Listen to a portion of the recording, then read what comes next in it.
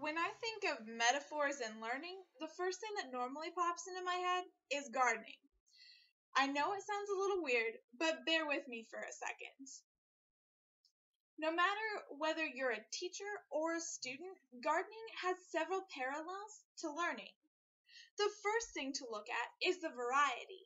Take a vegetable garden, for example. Even though you're just growing vegetables in your garden, you have several different types. You may have beans, kohlrabi, cucumbers, tomatoes, and peppers all growing on one plot of land.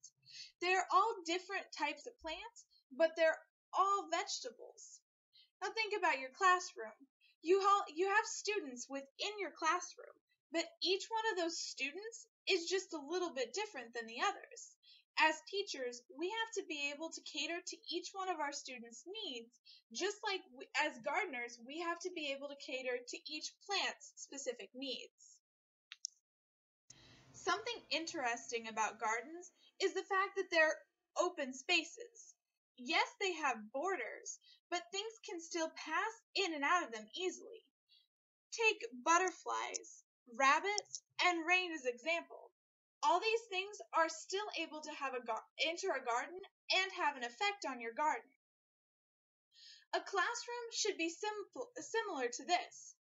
Even though your classroom is surrounded on all sides by four walls, we need to be able to interact with things outside of the classroom. For example, using the internet to collaborate with a different school on a project, or having email pen pals. You can also take class outside for a day, or show students how they can interact, how the lessons they're learning in class has an effect on their lives outside of class. Learning doesn't just have to occur in the classroom, and if we show students this, it can help them out in life.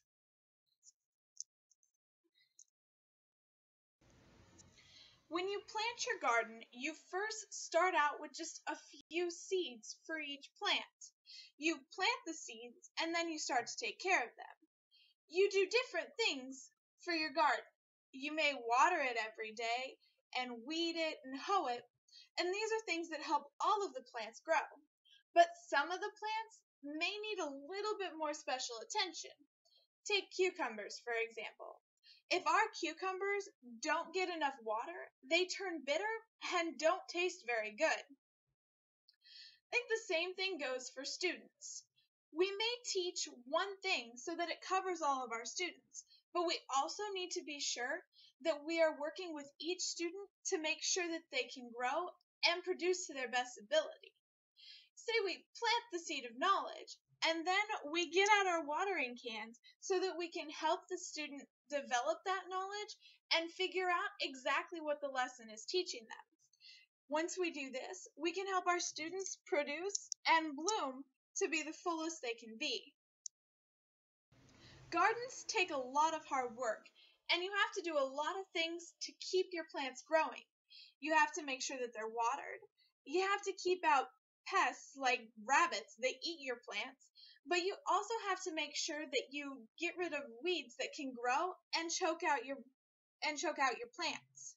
The same thing goes for a classroom. You need to be able to create a safe learning environment for all of your students. You can do this by creating rules in the classroom, setting a good example as a teacher, and allowing your students to come forward and talk to you and ask questions. Creating a safe environment for your students to grow can be key to them developing and become the best they can be.